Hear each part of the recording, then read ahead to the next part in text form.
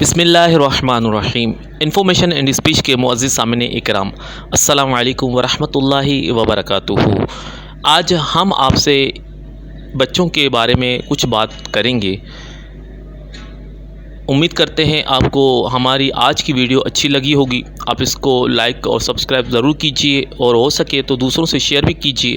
اچھی معلومات دوسروں تک پہنچاتے رہیں اور ثواب کماتے رہیں۔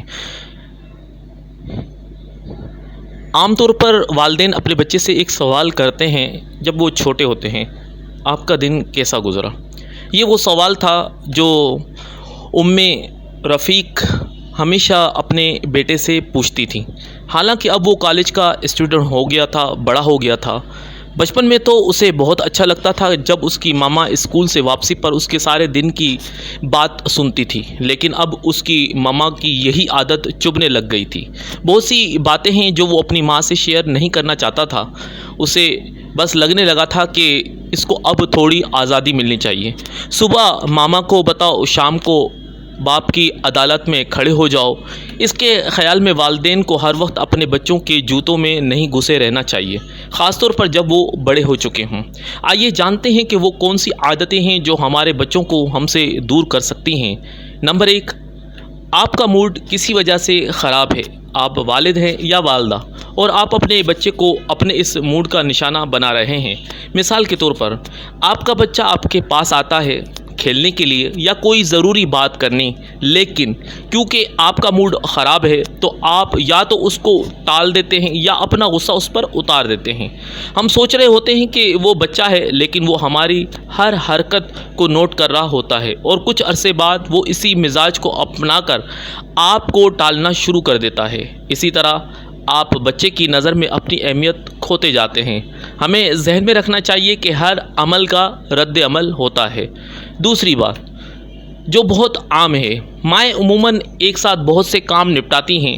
بچہ جب ماں یا باپ کے پاس کوئی بات کرنے آتا ہے تو ہم کچن میں ہیں یا کوئی اور کام کر رہے ہیں۔ ہم بچے کی طرف دیکھے بغیر کہتے ہیں، بتائیں میں سن رہی ہوں یا میں سن رہا ہوں۔ بچہ اس وقت بہت مایوس پن محسوس کر رہا ہوتا ہے۔ اس کے خیال میں اس سے زیادہ اس کام کی اہمیت ہے۔ اگر ہم کچھ دیر کے لیے رک کر بچے سے آنکھ ملا کر بات کر لیں گے تو ایک تو بچے کا اعتماد بحال ہوگا اور وہ اپنے آپ کو اہم سمجھے گا۔ بچوں کے بھی بڑوں کی طرح احساسات ہوتے ہیں۔ تیسری بات، ایک ہی سوال بار بار کرنا، یعنی بار بار ایک ہی بات کو دہرانا یا ایک ہی سوال بار بار کرنا، یا کوئی کام کروانا ہے تو بار بار انہیں یاد دلانا کہ آپ نے یہ کام کرنا ہے۔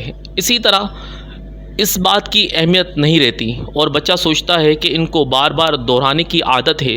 وہ چڑچڑا پن محسوس کرتا ہے۔ نفسیات میں یہ ایک کمزور شخصیت کی نشانی ہے۔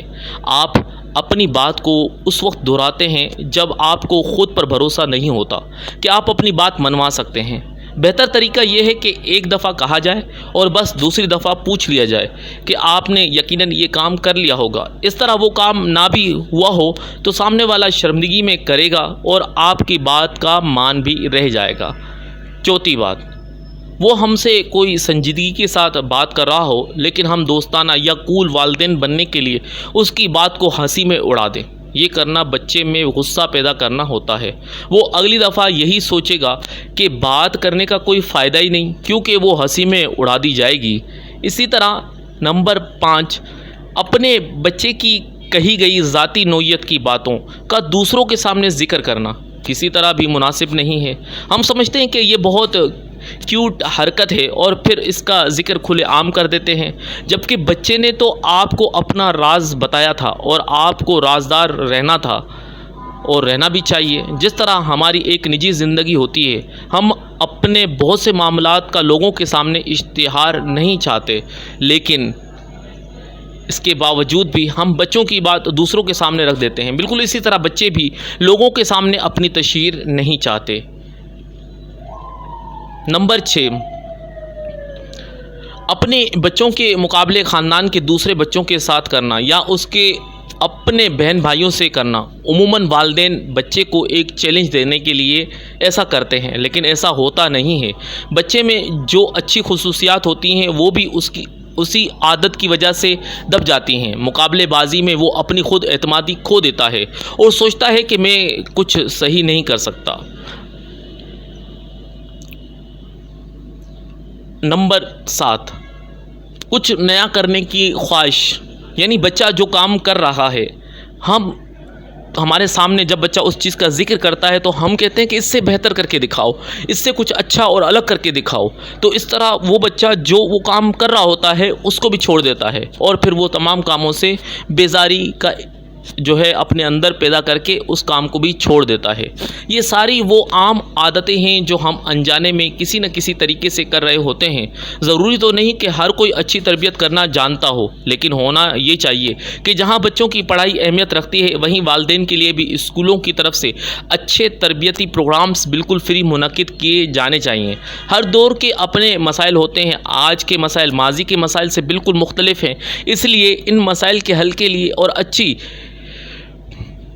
تربیت کے لیے فری ٹریننگ وقت کی ضرورت ہے، اور سب کو چاہیے کہ اپنے بچوں کے ساتھ اس وقت کے حساب سے چلنے کی کوشش کریں اور بچے کو سمجھنے کی کوشش کریں، تو آنے والے وقت میں بچہ آپ کو بھی سمجھنے لگ جائے گا۔ اور اگر بچے کو ہر چیز پر ٹیز کر دیا جائے، ہر بات پر اس کو ٹوکا جائے، ہر کام پر اس کو نیچ پن دکھایا جائے، تو اس طرح بچہ دل برداشتہ ہو کر اور اپنے کاموں سے بھی جو وہ کر سکتا تھا اس سے بھی مبرہ ہو جاتا ہے اور وہ کام کرنا بھی چھوڑ دیتا ہے۔ تو ہم سب کو چاہیے کہ اپنے بچوں کی جہاں دنیاوی حساب سے ہم اس طرح اصلاح کرتے ہیں، اسی طرح اچھی عادات میں ان چیزوں کو بھی اپنائیں کہ آپ کا بچہ جس طرح بلوغت کے قریب جا رہا ہو اس کو نماز کی عادت ڈالیے، اس کو قرآن مجید کی تلاوت کرنے کی عادت ڈالیے، اور اس کے لیے بہترین طریقہ یہ ہے کہ آپ خود نماز پڑھیے تاکہ آپ کا بچہ بھی نماز پڑھنے والا بن جائے۔ آپ خود جو ہے قرآن پاک کی تلاوت کیجیے تاکہ آپ کا بچہ بھی قرآن پاک کی تلاوت کرنا شروع ہو جائے۔ تو اس طرح اپنے اندر تبدیلی لانے سے بچے کے اندر تبدیلی آ سکتی ہے۔ یہاں جہاں بچوں کی تربیت کا ذکر ہوا، یقیناً ہم بڑوں کی تربیت بھی لازمی ہے، یعنی والدین جو ماں باپ ہیں ان کی بھی تربیت ہونا ضروری ہے۔ یاد رہے کہ بچہ وہی کرتا ہے جو دیکھتا ہے، ٹھیک ہے؟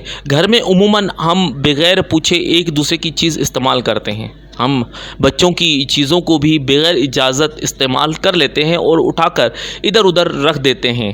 اس سے ہوتا تو کچھ نہیں ہے سوائے اس کے کہ پھر وہ بچے بھی بنا پوچھے آپ کی چیزیں اٹھانا، دیکھنا اور استعمال کرنا شروع کر دیتے ہیں، اور یہ بات والدین کو ناگوار گزرتی ہے۔ کبھی آپ سے چوری کہتے ہیں، کبھی بدتمیزی، اور کبھی ویسے ہی اس بات پر بچے کی جھاڑ لگا دیتے ہیں۔ جب آپ نے بچے کو یہ دکھایا ہی نہیں کہ چیز اٹھانے اور استعمال کرنے سے پہلے اجازت لینا ضروری ہے، تو وہ کیسے جان پائے گا؟ یہ بات ذہن نشین کر لیں۔ بچہ آپ کی لمبی لمبی تقریریں سننے میں کبھی دلچسپی نہیں رکھتا، نہ ہی آپ کی کہی ہوئی باتوں کو وہ اہمیت دیتا ہے۔ وہ آپ کو دیکھنے میں دلچسپی محسوس کرتا ہے اور وہ آپ کو دیکھ کر سیکھتا ہے۔ جس دن آپ کے گھر میں خبر آ جائے کہ ننھا مہمان آنے والا ہے، اس دن سے اپنی تربیت شروع کر دیں اور ہر وہ چیز ترک کر دیں جو آپ اپنے بچے میں نہیں دیکھنا چاہتے، اور ہر وہ چیز دل و جان سے اپنا لیں جو آپ اپنے بچوں میں دیکھنا چاہتے ہیں۔ ماں باپ بننے کی خبر سننے کے بعد سے ہی آپ کی اپنی تربیت کا وقت شروع ہو جاتا ہے۔ تربیت اصل میں اولاد کی نہیں، ماں باپ کی ہوتی ہے۔ اگر آپ اس بات کو مان کر اپنی تربیت خود ہی کرنا شروع کر دیں، آپ کو اپنے بچوں سے کوئی شکایت رہے گی ہی نہیں۔ مگر بات یہ ہے کہ ہم خود وہ سب کرتے ہیں جو بچے کرتے ہیں اور چاہتے ہیں کہ بچے وہ سب نہ کریں۔ مثلاً غصہ کرتے ہیں اور چاہتے ہیں کہ بچے غصہ نہ کریں، چیختے ہیں اور چاہتے ہیں کہ بچے ایسا نہ کریں، بات نہیں سنتے اور چاہتے ہیں کہ بچے ہماری بات سنیں، جھوٹ بولتے ہیں اور چاہتے ہیں کہ بچے سچ کا پیکر ہوں، خود کتاب نہیں اٹھاتے، موبائل اور ٹی وی سے چپکے رہتے ہیں اور چاہتے ہیں کہ بچے یہ نہ دیکھیں۔ مختصر یہ کہ ہر وہ چیز جو ہم کرتے ہیں اگر ہمارے بچے کریں تو ہمیں اعتراض ہوتا ہے۔ اس لیے پیارے لوگوں، تربیت بچوں کے بعد میں ہوگی، پہلے آپ کی یعنی والدین کی تربیت کریں۔ مثالی طور پر اپنے بچوں کی اچھی تربیت کرنے کے لیے اپنے آپ کو اچھا کیجیے، انشاءاللہ آپ کے بچے بھی آپ کی طرح اچھے ہوتے چلے جائیں گے۔ آخر میں ہم اللہ عز و جل سے دعا کرتے ہیں کہ اللہ پاک ہم سب کو اچھی باتیں سن کر دوسروں تک پہنچانے کی بھی توفیق عطا فرمائے۔ آمین بجاہ نبی الامین صلی اللہ تعالی علی محمد۔